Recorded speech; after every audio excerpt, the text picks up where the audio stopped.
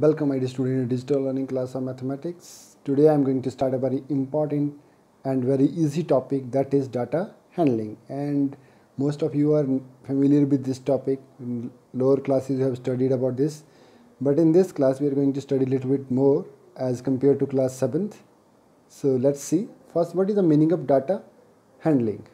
So here first word data is representing collection of information, or we can say collection of number that is giving us some information.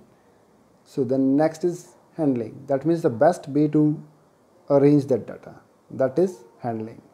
So in simple language, if you want to say, so data handling is collection of data to provide information by arranging it, that is the data handling. So basically I am going to tell you what are the topics that we are going to cover in this chapter, that is introduction part, representation of data, then in the form of graphs, pictograph, bar graph, double bar graph, circular graph, then frequency distribution table, and drawing circular graph, how to draw a circular graph, and the last topic is probability. We are going to deal with these all topic in this chapter. So before starting it, let's see something that you will find interesting. So this is a classroom. You can guess this is a classroom. A ma'am is teaching there. Consider if every day she is taking attendance and in this class is having 100 students.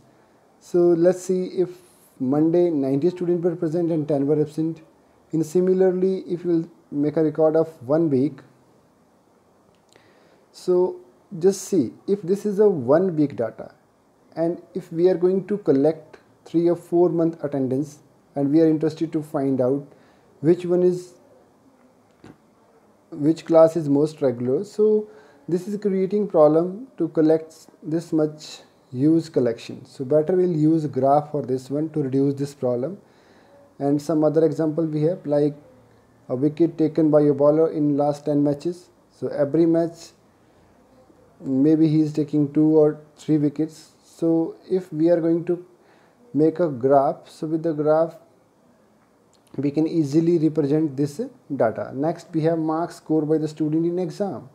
So in exam, you know, each students have 6 or 7 subjects, so different students have their marks. It is very typical to arrange them in a column method as we are writing. So to create such a better way to arrange this data, we have a method, that is graphical representation.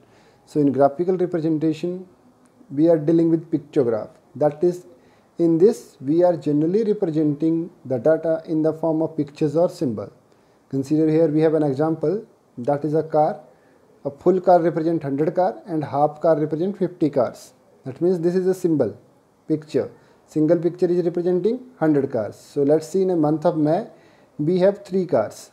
So that means one car is 100, second car is also 100, third car is also 100. So it becomes 300. In next month we have only 1 car, so it is 100. And in July we have 1 car full and 1 half. 1 car is 100 and half car means 50. So 115. August we have once again half car, that means it is a 50.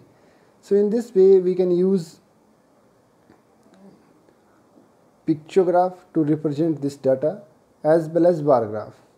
So if I am using for the same problem bar graph, so information is displaced in the form of bar, being the equal width, represented as like scale used for using car.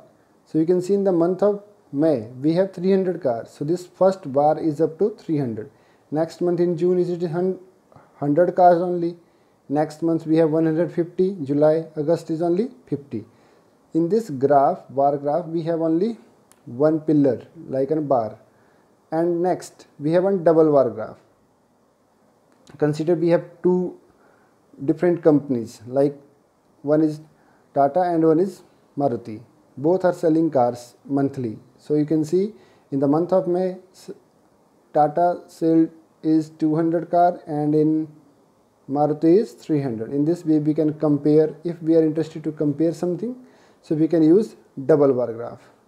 Next we have circular graph. In circular graph you can use your, you can represent your daily routine, like students how they are doing at home, consider sleeping, then coming to school and playing, homework and some other works. In this way you can divide your works, daily routine of the students you can make.